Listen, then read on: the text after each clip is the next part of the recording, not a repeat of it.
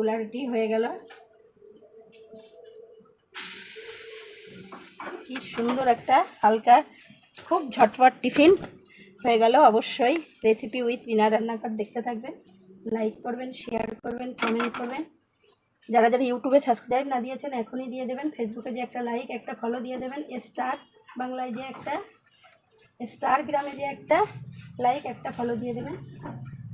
এই দেখেন, অবশ্যই এইভাবে বিকালের টিফিন করে খাবেন।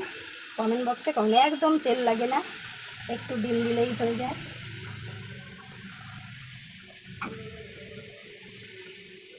এই একদম রেডি।